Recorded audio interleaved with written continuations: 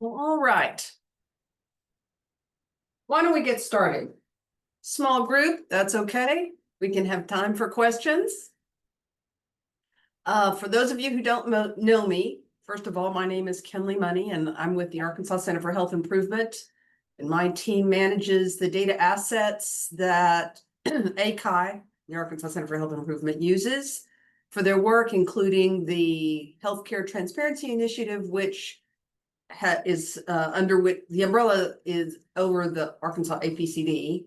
This is the 24th Arkansas APCD Data Users Group this July 2025. Our next one will be in October.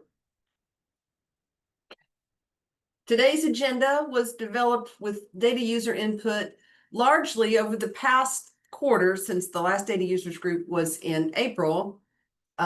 External data users have asked me these questions more than once in the past 3 months. So I thought, and we've already talked about them in previous data users groups, but I thought I would bring them back since I had to address these two subjects more than once recently.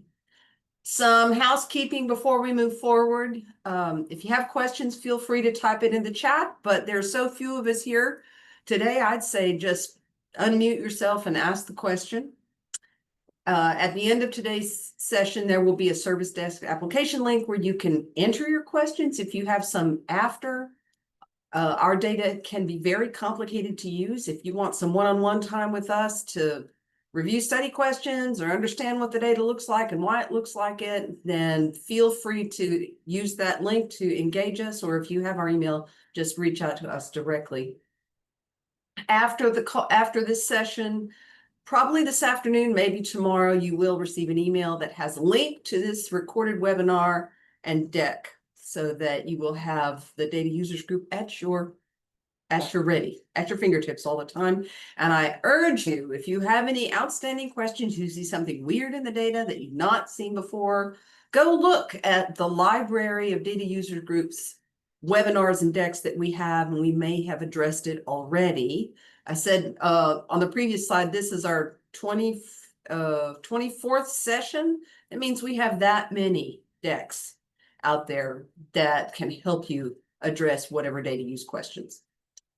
And as I said before, the next session is October 22nd, 2025. All right, I'm your only speaker today. My apologies. In October, we will have a guest speaker, one of our ACHI analytics team members, who will talk about how to group and use pharmacy claims data, which is a little different animal than medical claims, which you probably are aware, but it will be very interesting. And we will work for another guest speaker too, but for sure that one. All right. I'm taking a quick look at those who are on my participant list. The names are familiar. You've probably already heard this part of our presentation before. I'll just go through the history of the ACHI very quickly, and then we can get on to the subject at hand. So the Healthcare Transparency Initiative, or HTI, is really the name. That's the big data asset that you have access to and have been using, and it includes the all-payer claims database. And ACHI started this. ACHI, the brainchild for this, it began in 1998, you can see in the slide, and have worked on nonpartisan health policy questions ever since. We are part of UAMS and have developed partnerships with organizations, entities all over the state. Our mission, of course, is to be a catalyst for improving the health of Arkansans through evidence-based research, public issue advocacy, and collaborative program development. And I say that's our mission, but our data requesters just naturally fall into that as well, just making the data that much richer. The HTI was started in 2015 through Act 1233, and it has the two bodies make up the governance. The Arkansas Insurance Department, they are the administrator, and if you've purchased data from us, they're the ones to whom you write the check and do the data use agreements with. And then ACHI is the administrator. For all intents and purposes, we could be considered a vendor, but we are also one of the primary users of these data and share our expertise with other data users as the data is distributed across the country. If you've used the data, you're familiar. It is used to increase healthcare transparency, better understand healthcare costs and quality and utilization, support state health transformation issues. All of these things ebb and flow over the years. We've been doing this since 2015, and the questions have changed over the years, but these days, some of the environmental health questions and public policy health questions that we asked 10 years ago at the beginning of the ACA are being asked again. So these data it doesn't go stale. The assets, of course, include the all payer claims database, which is all of the administrative health insurance claims and enrollment claims. And then we include with it, under the umbrella of the HTI, the non-claims based data, the birth certificates, death certificates, cancer registry, medical marijuana card holder data, workers' comp, and some inpatient hospital and ED data for the uninsured. So a big, rich data set.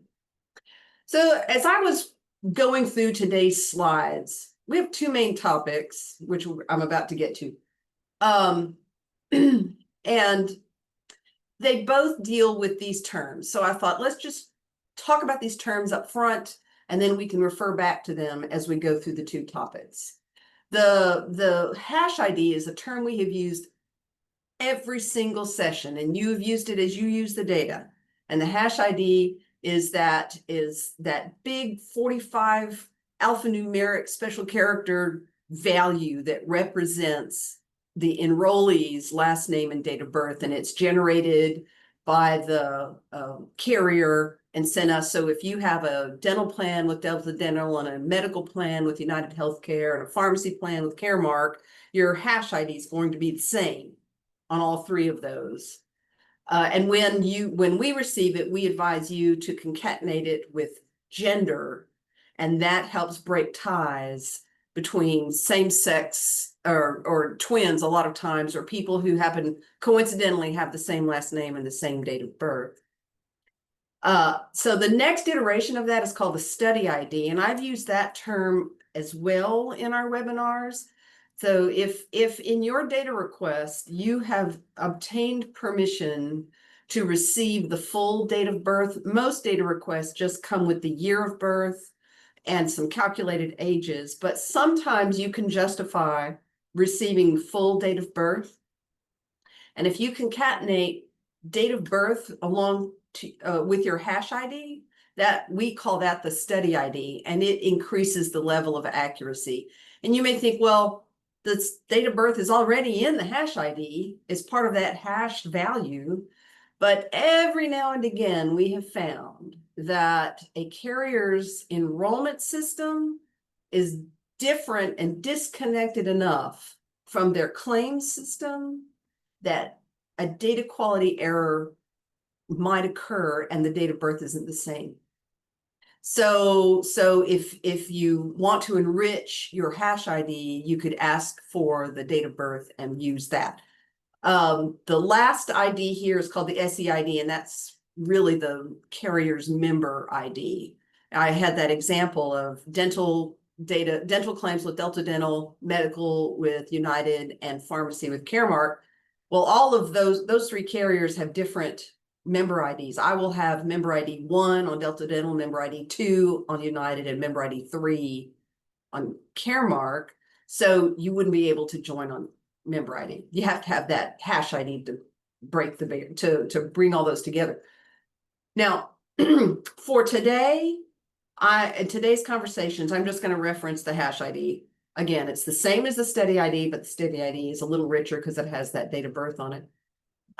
If you don't have date of birth, I do not think that compromises anything in your study at all. Because hash ID, we've done all of our initial analytics on hash ID, and it's very, very accurate and very stable. So with these terms in mind, We have two topics today. One is about external linking and the other is about managing collisions. So let's go to our first one. As I said, in the past 3 months, I've been asked many times about this particular subject. If you have an external file, well, let's just move on. So external file linking is the supplemental process available to data requesters that enable the association of HTI or APCD data with an external analytic file based on a hash ID or study ID match. And again, we're just hash ID is what we're going to talk about. And the external file linking process requires an additional agreement. So if you're buying data, or if you have acquired data, if you don't have a subscription, an ABI subscription, you're just acquiring data independently, you're going to work with us and with the insurance department. And there's the data request process, and then the data use agreement with the insurance department, and you pay the insurance department.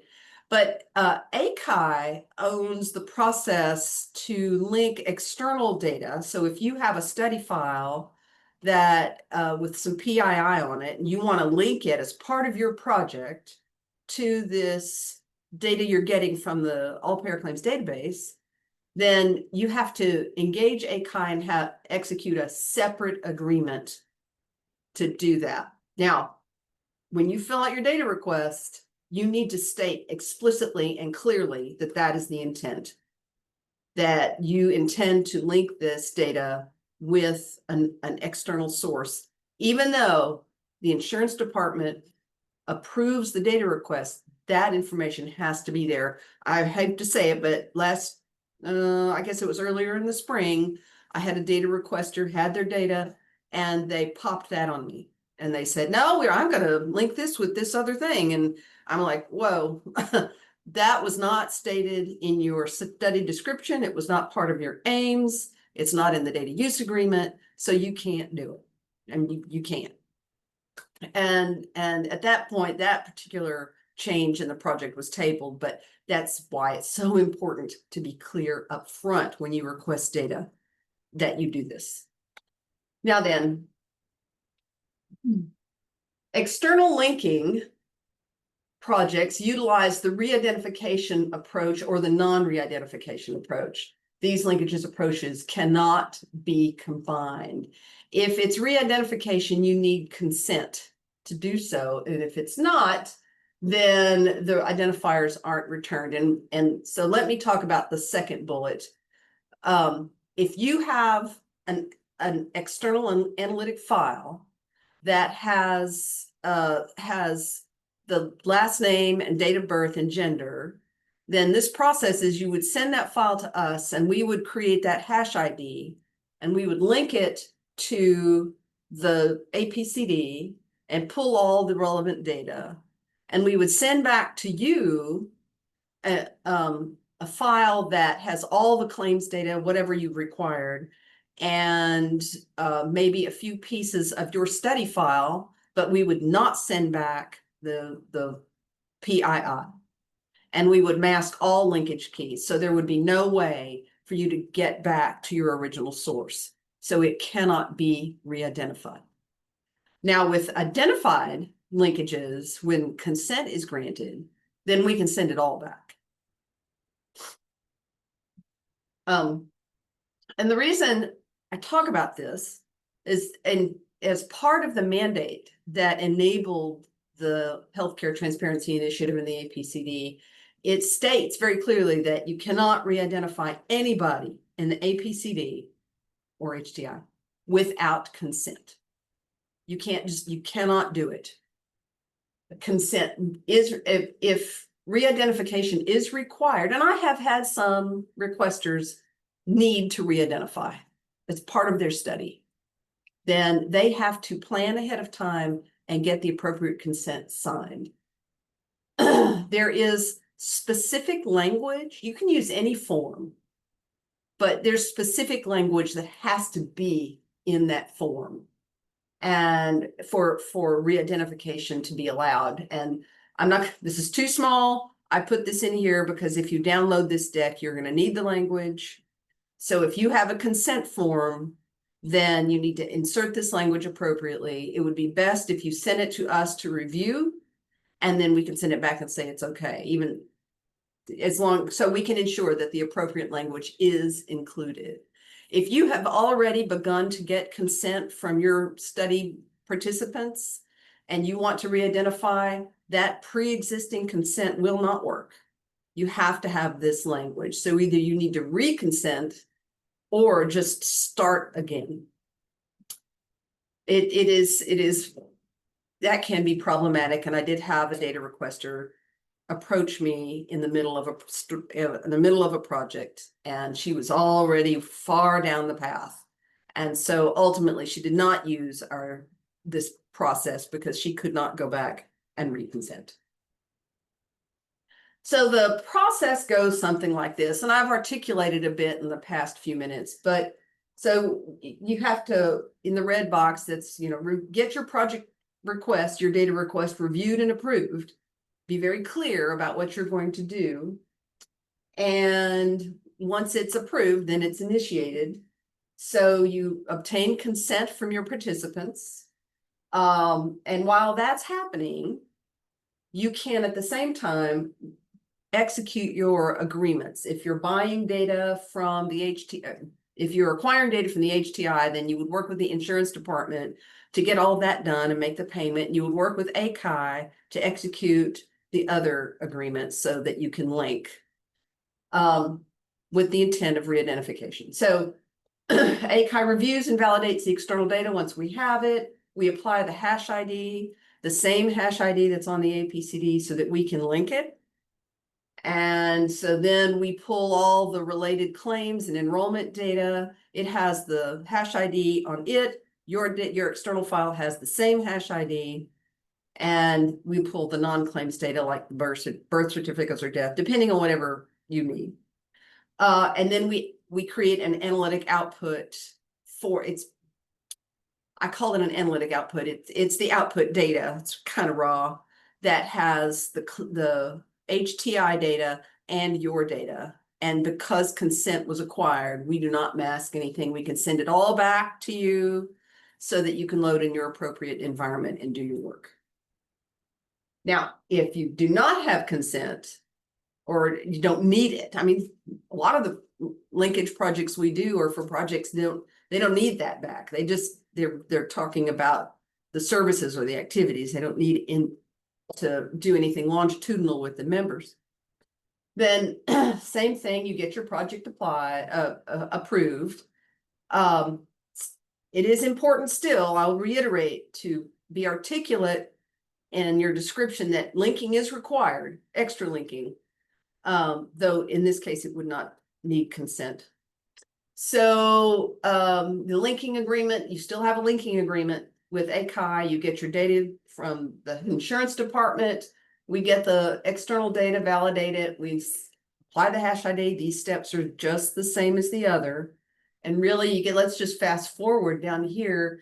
We cannot, with the output we send to you, does not have the PII on it or anything that has to do with the individual on the record. We can attach the source data if your external data file has, I don't know, 50 data elements that have to do with your study. We can attach those, but we can't send back the PII or anything that would link back to your file on your side. So the price is the same. And the price for one of these, depending on how big it is anywhere between, I guess it's on average about $12,000 to $15,000 to put links on an external file. And that's each file. If you have 2 files, it's twice that. So, okay. We have time. Does anybody have any questions about this process? Have you done it and had problems or success?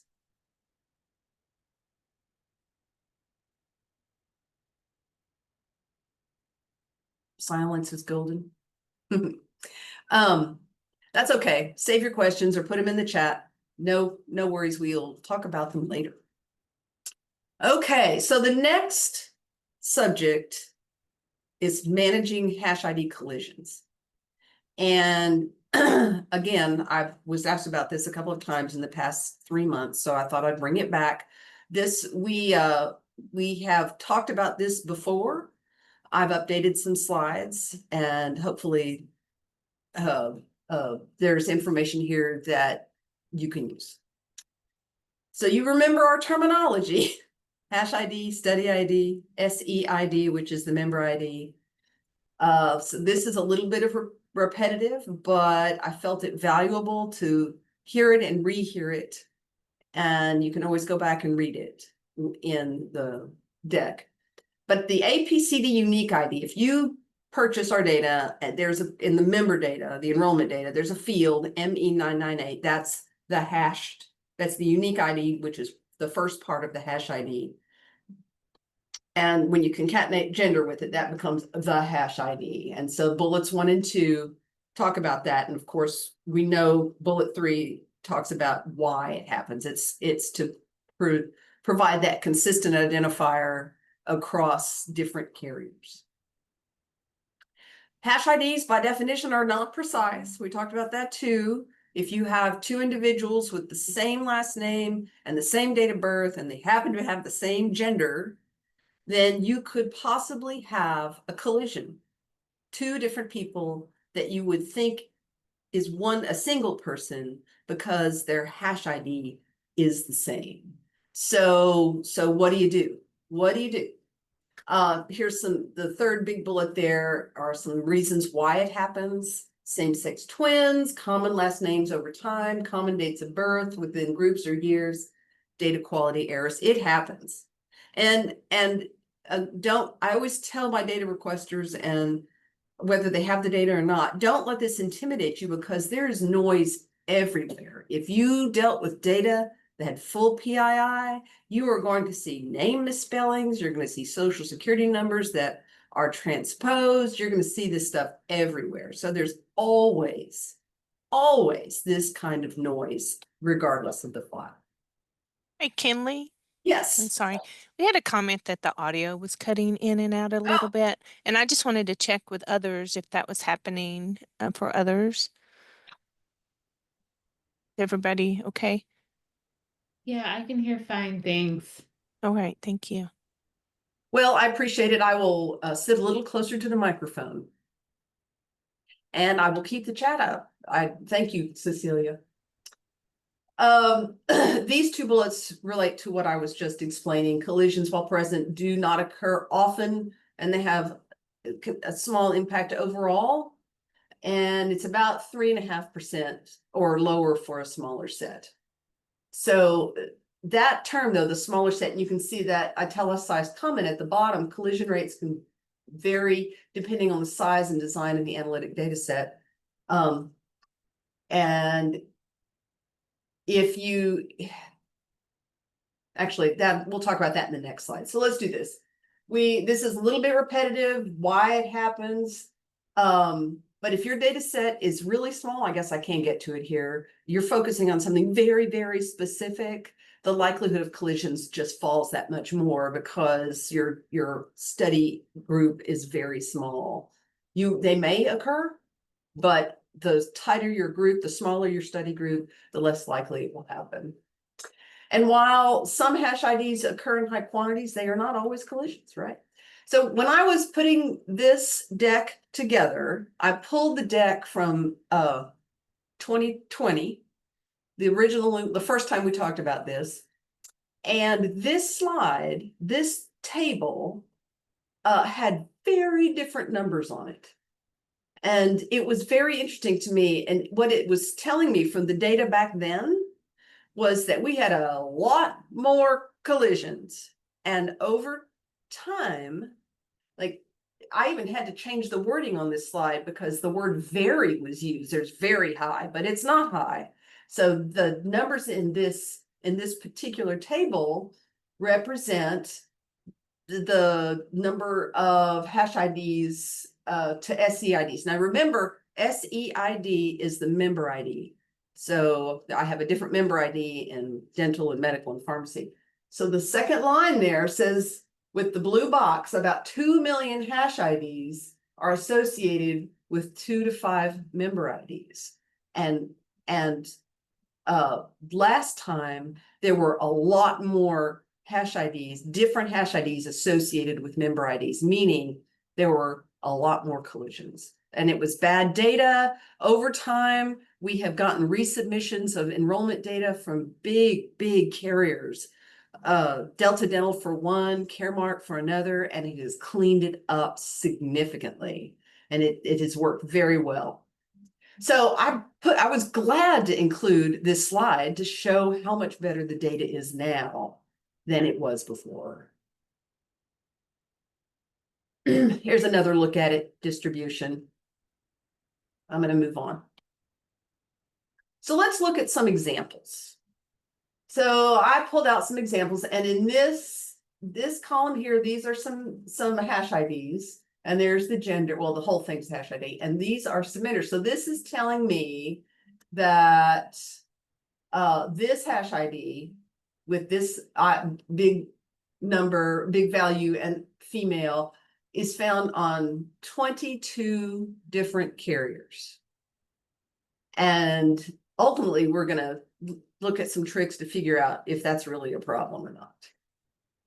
These two down here, they look like they're collisions, but they're not really, because they're different genders.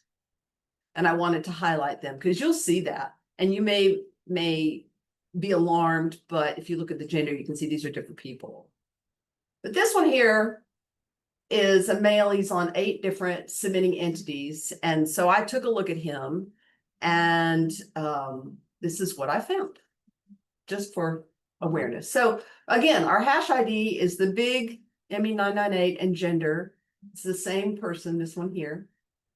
And this particular submitter is Express Scripts. And he has 3 different member IDs, SEIDs, you see. And 3 different groups. The enrollment date is the same here, but different here. And then these 2 are active, and I believe this is a data quality error, but we're going to say that it's active. And this is all a PBM. So this example could represent a collision because the enrollment dates for this hash ID have different group numbers and SEIDs with the same enrollment and disenrollment dates for those 2 for sure. What do you do about it? Well, we're going to let's talk a little more, but it's quite probable that this is an example of different people. Okay. All right. Yeah. Differences in SEIDs are most often because a member was enrolled with different carriers over time. Remember, SEID was the member ID within the carrier. SEIDs can also change because of name changes, plan changes, moves, and having multiple SEIDs associated with a single hash is not always a problem. So we looked at this guy, and he kind of looks like he's not right. He kind of looks like he's a collision. And he probably is a collision. If we had more data available, I would probably look at claims data to see if this person was using the same pharmacy, had the same same type of medication, that sort of thing. So there's some steps to reduce collisions, and that's what we're talking about. Collision reduction can be managed in several ways. Analytic data sets focused on rare or specialized conditions are typically small and often don't include collisions, and collision reduction steps are not usually required. Records associated with collisions within large analytic data sets focused on common conditions could be omitted and still remain a viable analytic data set. So if you have a very large study population, and let's say 5 to 8% of it, or I don't even know what's relevant, so I'm just going to use 5% as just an example, are ambiguous hash IDs that look like they're collisions. They have different member IDs, different weirdness. then you could just omit them entirely and still have a viable analytic data set. Our analytic team here at ACHI, they deal in very large analytic data sets, and that is a tried and true practice of theirs. They study the problem, and then they are able to eliminate those potential problems appropriately. So if it's still problematic, let's look at some collision reduction methodology. Now this is largely what we do, and it works pretty well. So I'm sharing it with you. One of the things to keep in mind is that, and it's in the blue box, the quick tip, and that may be the fastest way to go, is if you have a hash ID with multiple enrollment records that have the same enrollment and disenrollment date, and they both are for medical, that's probably a collision, because it is unlikely that I have two medical plans at the same time. Maybe, could be secondary insurance. There's some flags in there to figure that out, but it is very unlikely. And we see a lot of times in collisions, potential collisions, where an individual has a commercial plan, like from Blue Cross, where a hash ID is associated with a commercial plan and also a Medicaid plan, or a Medicare Advantage plan. And it is unlikely, not impossible, but very unlikely that an individual is going to have two plans like that have the exact same enrollment dates. So we use, there's a field that's available now called ME001CAT, and I think we introduced it about a year ago.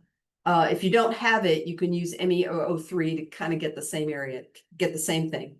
But it is a label that we apply to all the Medicare Advantage plans. Have a label that indicates that. Commercial insurance have a label. PBMs and dental, there are, sure, I don't know, 8 or 9 different labels. And so if we have a large data set and we have these collisions, then we'll start looking at labels and enrollment dates to see what might be an overlap, or if we truly have two people, for example, a commercial and a Medicare Advantage, and everything indicates that's two different people, even though that hash ID is the same, we will decide either to drop it or figure out a way to flag it so that we can use it. But one of the first things to do is to look at the type of coverage that person has and see if they have plans that overlap exactly.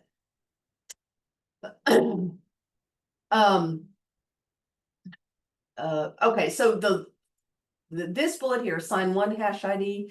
So you can group them. A practice that we do successfully is that when you figure out, you group something like that, and there's going to be an illustration, then you can move the hash ID to make your group consistent.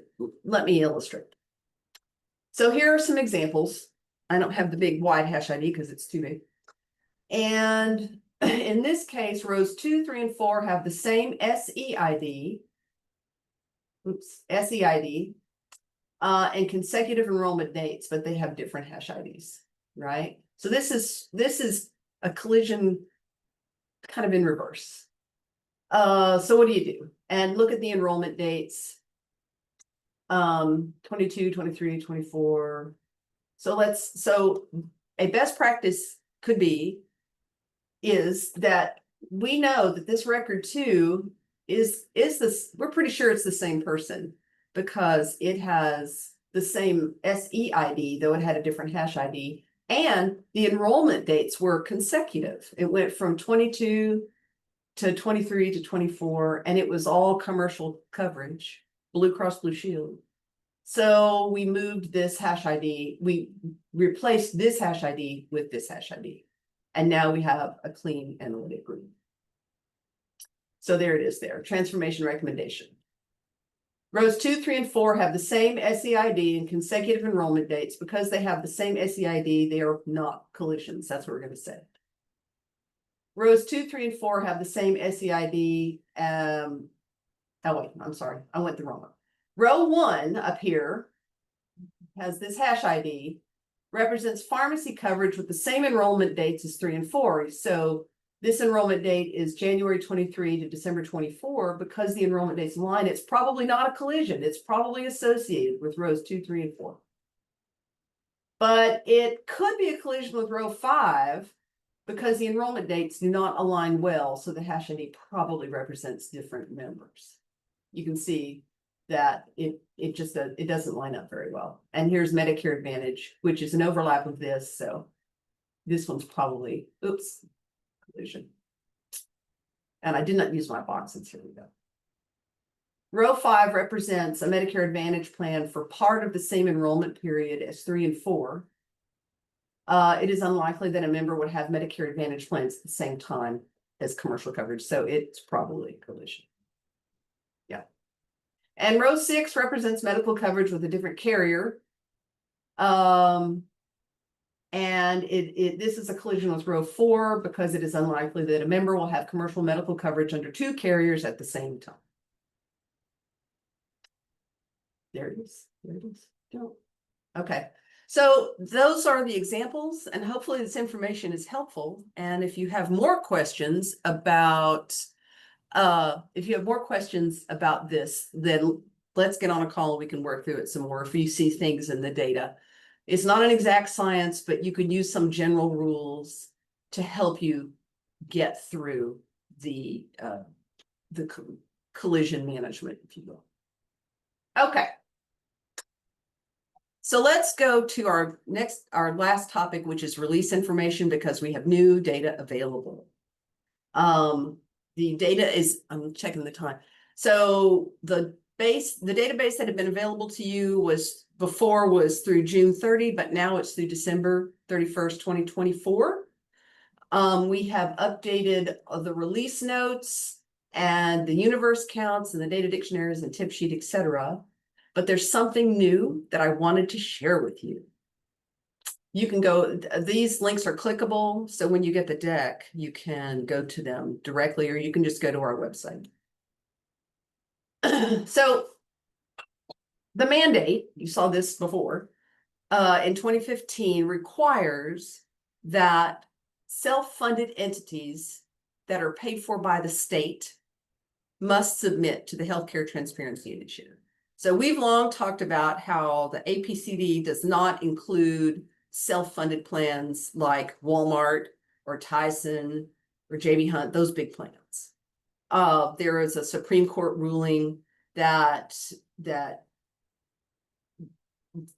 forbade, I don't want to use the word forbid, that's kind of harsh, but because of the Supreme Court ruling, the self-funded entities don't have to submit. They can if they want, but they are not required to submit to APCDs. However, there's a gray area, and if they are paid for by the state, then this can happen. So we get data from several state agencies that we have found over the years it's important to call out in analytics. And so we added a flag this time that you can use if you acquire it, and that might help you in your analytics. So when our study questions require differentiation between publicly funded plans versus non-publicly funded plans, this flag comes in very, very handy. So there's a new field available. It's on the data request form. It's called state agency. It's on the enrollment data only. And these are the values that are in this field. And these numbers, these columns represent the number of members, unique members based on hash ID, that were participated or employed by a state agency and had a plan during these years. So AHEX, Arkansas Tech, ASP is Arkansas State Police. Tell you what I'll do, before I release this deck to you guys after, I will write these out. I should have done that beforehand, so you will know what these abbreviations mean. But ASP is Arkansas State Police, ASU is Arkansas State University, Employee Benefits Division, UCA, that sort of thing. So it's not an insignificant number.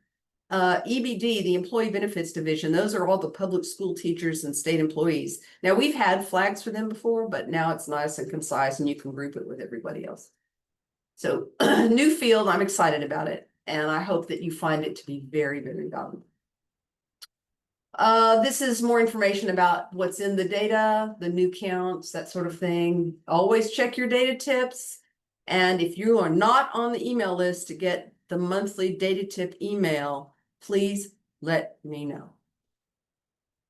And if you have ideas for other data users group sessions like this, let me know, because we are here to answer your questions. And if it's an interesting question, let's share it with everybody. They're all interesting. I shouldn't say that. Does anybody have any questions? We have some time left on this summer day.